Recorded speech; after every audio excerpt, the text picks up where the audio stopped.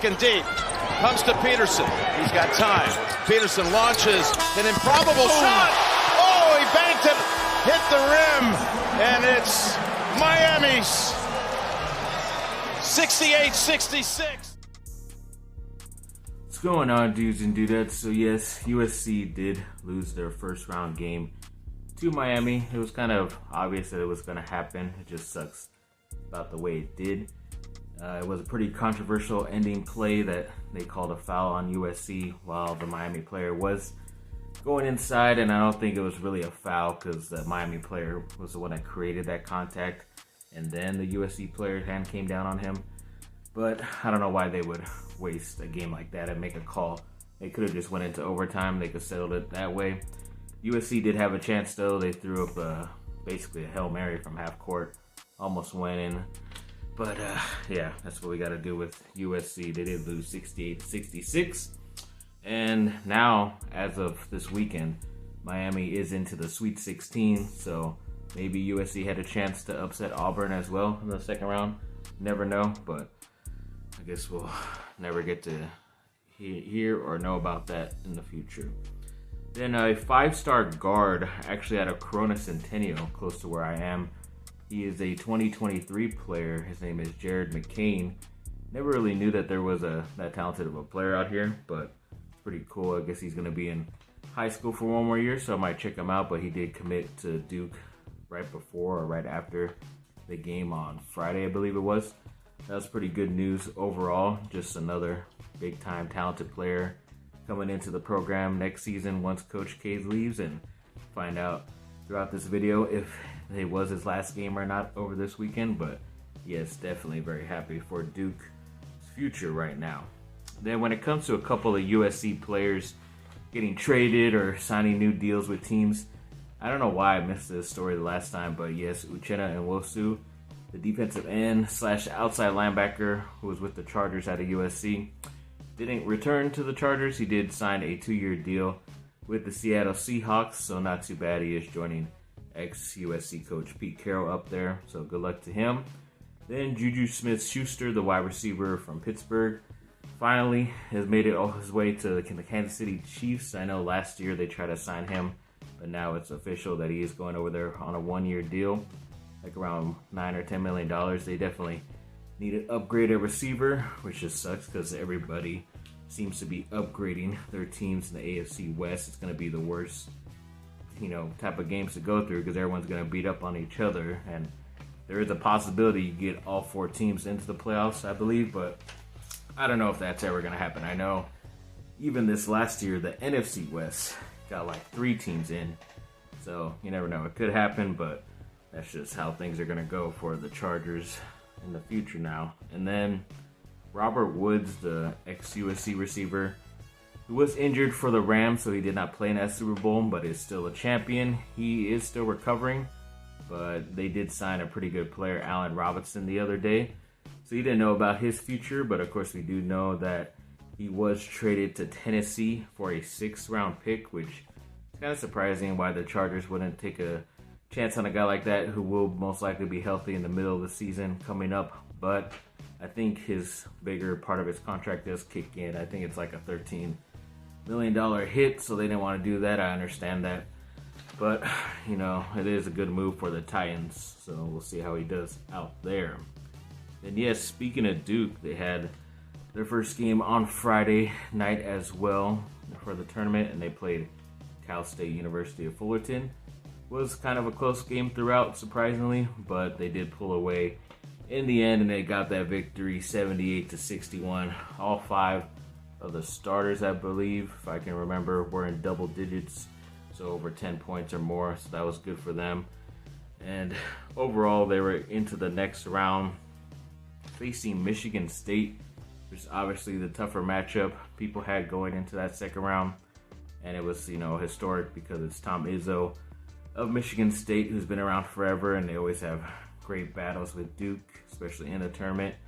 Michigan State has had Duke's number the last 2 games, where they're 2-0, but Duke was able to get this victory 85-76.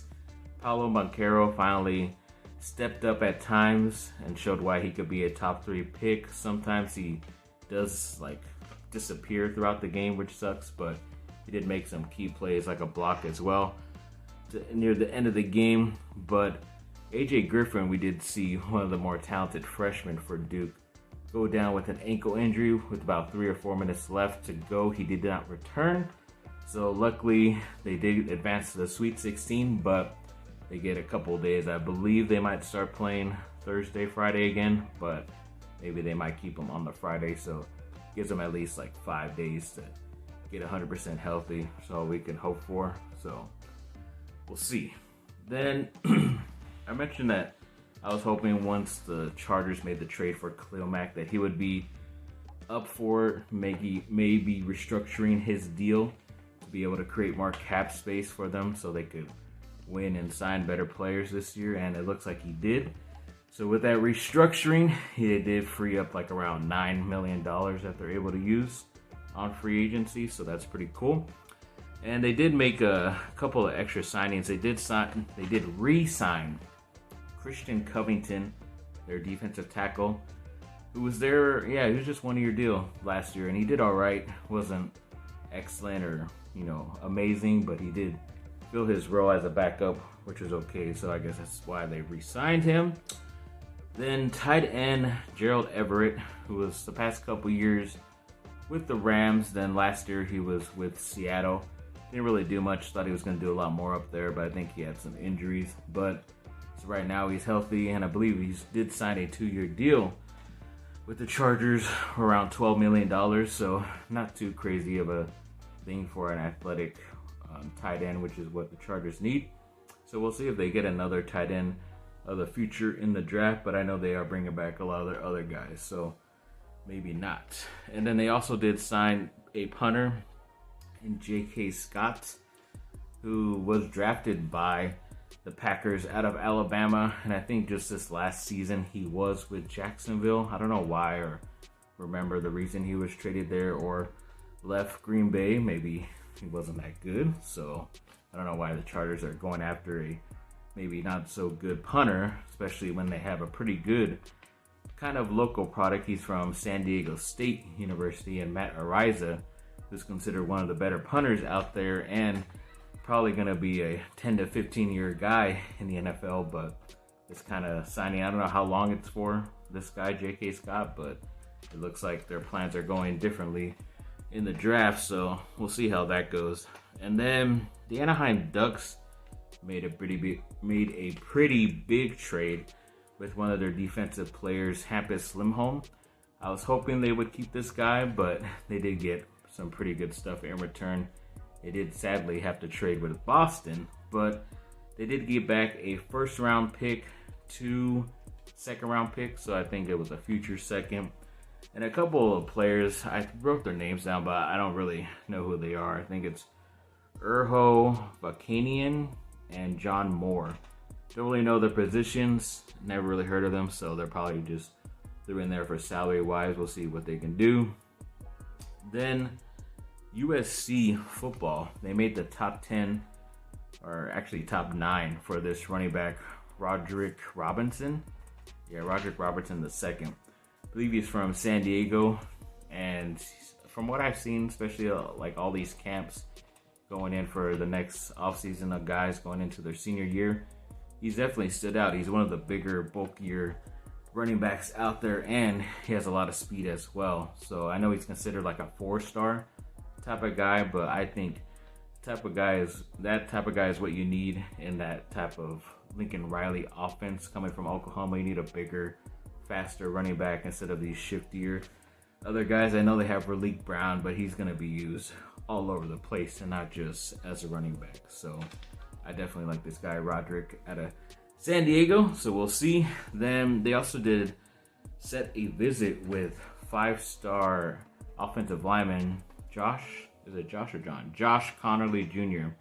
And he's one of the top uncommitted guys who is actually going to start playing this season coming up, but for some reason he hasn't decided where he wants to go yet. But he did set his visit for USC last, which is a pretty good indication to maybe that's where he makes his final decision and gonna most likely go with that school. So hoping for the best to get a really talented type of guy from high school. So we'll see how that goes for the future of USC football. Then Justin Dedich, another offensive lineman who's actually on USC's roster right now, had a pretty crazy workout the other day where he was actually pulling a semi-truck and did it pretty well, which is pretty crazy because for some reason the past couple years he hasn't even been starting for USC. They've been giving the starting center position to Brett Nielsen, who, I don't know, he's been okay, but I always thought Dedich was going to be better. And he has been whenever he's gone in for injury-wise and stuff, but I don't know why they don't make him the starter. And it's kind of weird that he doesn't leave USC also, because he could probably start anywhere. But yes, luckily he is still on the roster, and maybe he does have a starting spot on the offensive line for them this fall. Then when it comes to LeBron James, yes, he did make history pretty much, but yeah, I guess I could just get on to that. So yeah, he did pass Karl Malone on the number 2 all-time scoring list in the NBA in history. So he is number 2. He's only behind Kareem Abdul-Jabbar, another great ex-Laker. But he did it in a loss to Washington, which is crappy. So I don't know how they ended up losing that game. It looked like they had the lead for quite a bit in the fourth quarter, and then they ended up losing. But they did get another surprising win right before that in Toronto on the road, even though they had just lost to Toronto by like 20 some odd points at home. But yeah, they went into overtime with that game. Crazy shot by Russell Westbrook, and they got that victory, which is surprising, but it's kind of weird that you laid an egg while making history, and he probably should have just stayed out of the Washington game anyways, because tonight they're playing in his hometown in Cleveland, his old team. And I saw that he did have a nice poster dunk over Kevin Love, but I'll get into those highlights and talk about that. Hopefully that victory in the next video I do this week. But yeah, overall we did find out some other news about LeBron James's plans in this last summer for players that he wanted. Apparently, according to him, or this report, that he did want DeMar DeRozan first, who's been playing really well and excelling for the Chicago Bulls right now, an ex-USC guy. But apparently the front office did not want to offer DeRozan a 3-year deal on a new contract, which is pretty crazy because he did get a 3-year deal, which is pretty high from Chicago, the number-wise each year. But I guess they backloaded it, so up front it wasn't too much and you could get out after a year or two. But I guess this front office doesn't want to give up a lot of money for next free agency. So not this summer, but the following summer. So I don't know why, because DeRozan has looked like an MVP during stretches this year for the Bulls. So, but then again, LeBroners people could have put out this statement just to throw more shade on the front office of the Lakers to misdirect that he made a stupid ass trade and wanted to get Russell Westbrook, both him and Davis. So yeah, it's pretty bad what they ended up getting for him. And it's not just because he's from UCLA. He's just a bad player. Doesn't really fit with LeBron James. Then another kind of random thing that came up. Apparently, if Frank Vogel, the head coach of the Lakers, does get fired at some point, which he most likely will, he's going to be the scapegoat for this team. But they're looking at maybe it's now a possibility that they could get Quinn Snyder, who's right now the head coach of the Utah Jazz, but was an assistant with the Lakers under Phil Jackson when they won their most recent titles in the early 2010s with Kobe and stuff. So he knows the history of the Lakers. He's been with the organization before, and he's also an ex-Duke guy, so it's not that bad of a hire as well either. And he also has gotten the ability with Utah to have a pretty good record, but once they get into the playoffs, I think it's just his players. It's not his coaching. It's his players. They don't step up for some reason, and they might get past the first round, but they can't really ever get past the second round with all that talent, which is weird. So, come to the Lakers, you already have LeBron James, maybe a healthy Anthony Davis, unless they trade him over the summer. You're most likely going to trade Russell Westbrook as well, but I'm pretty sure he could put up a team a lot better around LeBron James. So we'll see. could be very interesting. I would not mind that pick for the Lakers head coaching next season. Then yes, the other day was Chester Bennington's birthday of Linkin Park, so I think the band members did like a nice happy birthday thing for him video online, which is pretty cool. Just sucks I always have to be reminded about that every time, whether it's his birthday or a couple months from now when he took his life. So yeah, we gotta remember Chester Bennington. Then Simple Plan, yes, haven't mentioned that they do have a new album. I think it's gonna be coming out within the next couple months because they have been releasing at least 3 tracks right now that are pretty good. They did do a collaboration with the singer and guitarist of Sum 41, which is pretty good song. Their most recent song is kind of alright. It's pretty average for them, but go check out those songs right now, and hopefully the record is good. Then there was a pretty cool development that I did see right here off the 91 in Corona. There is a hotel called the Aries Inn or something like that.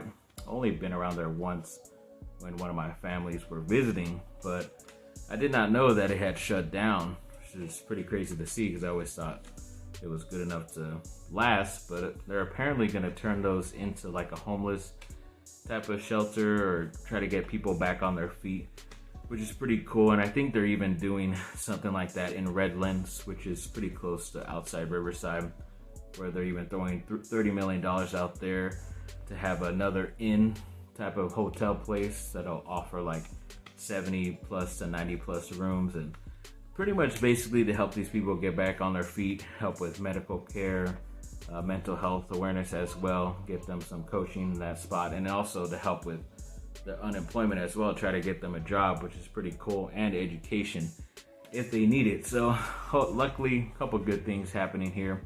It's not just a place where they can stay and that's it. It's a place that's actually going to help them, whether it's physically, mentally, and be able to help them for their future, which is pretty cool. So yes, thanks for watching, people. Like and subscribe, comment down below, let me know what y'all think. Have a great rest of your day. Bye.